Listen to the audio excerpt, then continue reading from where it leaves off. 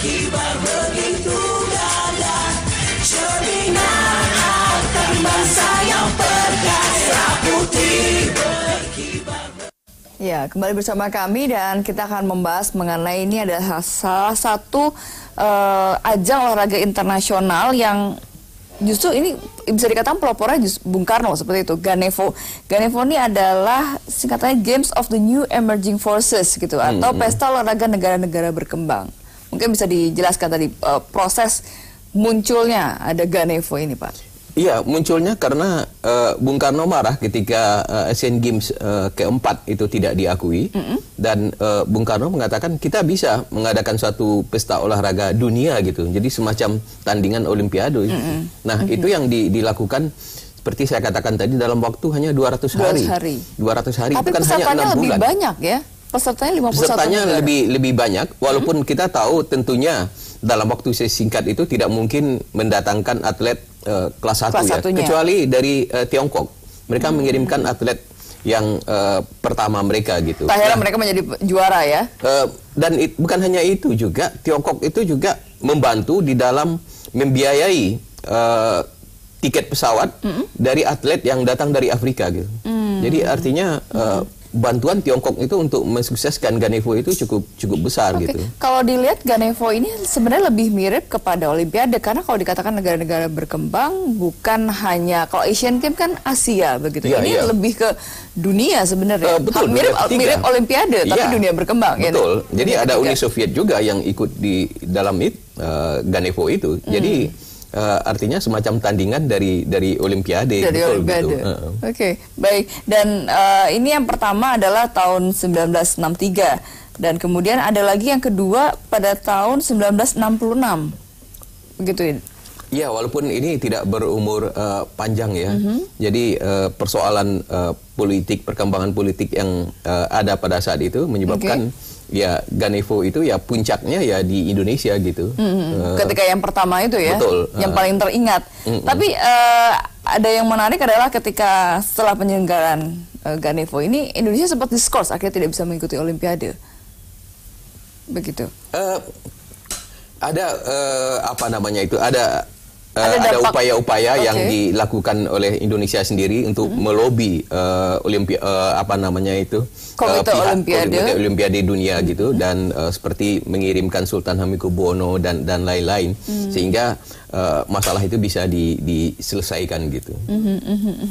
Nah, ini dalam penyelenggaraan Ganevo sebenarnya kalau dilihat prestasi kita juga tidak kalah, karena menjadi 3 besar di bawah Tiongkok, Uni Soviet dan Indonesia.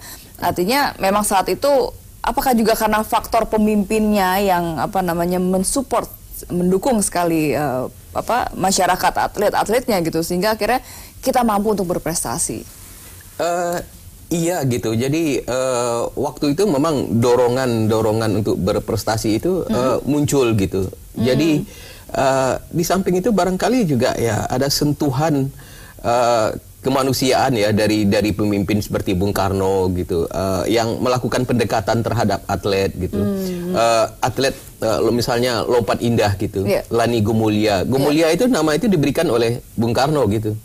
Jadi dengan pendekatan seperti itu ya atlet itu juga terdorong untuk berprestasi ya gitu. Iya. Dan ya ini Ganevo sendiri hanya 3 ya untuk ketiga kalinya, ketiganya pun juga akhirnya batal gitu yang di Tiongkok. Dan ini kan kalau dilihat memang nuansa politisnya sangat tinggi di Ganevo ini ya, dibandingkan dengan ajang olahraga internasional yang lainnya. Betul ya, itu kan seperti saya katakan tadi, itu kan semacam Olimpiade tandingan gitu. Walaupun ya kita bisa unjuk gigi itu pada tahun 63 itu gitu. Tetapi setelah itu konstelasi politik dunia yang menyebabkan ya orang kembali lagi ke Olimpiade yang biasa yang reguler gitu.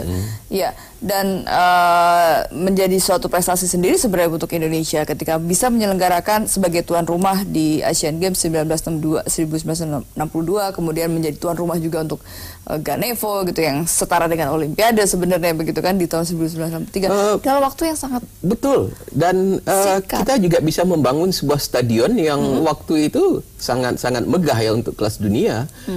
Itu berhasil dilakukan gitu. Jadi prasarana olahraga itu dibuat dan prestasi diciptakan gitu. Keduanya itu sejalan gitu.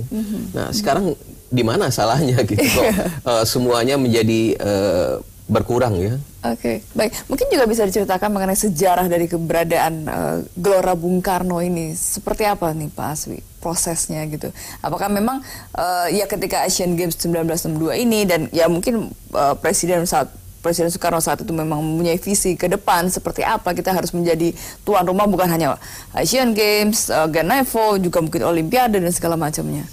Iya, jadi bahwa Bung Karno ketika kita bersedia menjadi tuan rumah Asian Games itu melakukan peninjauan di mana yang akan dibangun stadion gitu. Pernah terpikirkan untuk membangun di daerah Duku Atas itu, tetapi kan di situ ada sungai dan kemudian Bung Karno kemudian memilih ya Senayan. Di daerah Senayan itu dan tapi permasalahannya adalah ketika itu juga ada penduduk di sana yang harus ya dipindahkan antara lain ke Tebet gitu. Nah, dan baru kemudian dibangun stadion. Kita tidak punya uang, kita pinjam waktu itu kepada Uni Soviet dan itu berhasil dilunasi kemudian. Wow. Dalam waktu berapa lama itu, Pak? Dalam jangka waktu pelunasannya? Oh, dalam waktu yang relatif cepat karena ketika Bung Karno itu setelah tahun 65 berhenti, ya stadion itu tidak menjadi utang lagi gitu. Cepat balik modal ya, karena kita sempat menjadi beberapa kali tuan rumah begitu ya. Seperti itu. Ya, dan artinya prestasi olahraga yang tadi didukung oleh pemimpin begitu. Bagaimana pemimpin memberikan pendekatan yang bukan hanya material, tapi juga ada non material, tadi ada semangat, ada nama dan segala macamnya. Nah itu memang faktor X-nya bisa dikatakan seperti itu ya, Pak Aswi ya. Betul gitu. Jadi tidak cukup menurut saya bonus gitu ya, bonus yang seperti yang diberikan sekarang ya, tetapi sentuhan-sentuhan yang manusiawi itu juga membuat orang untuk berprestasi gitu.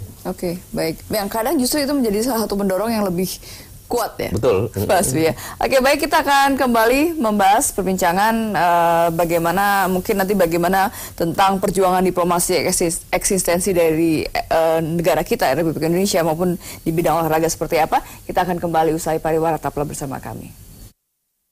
Putih berkibar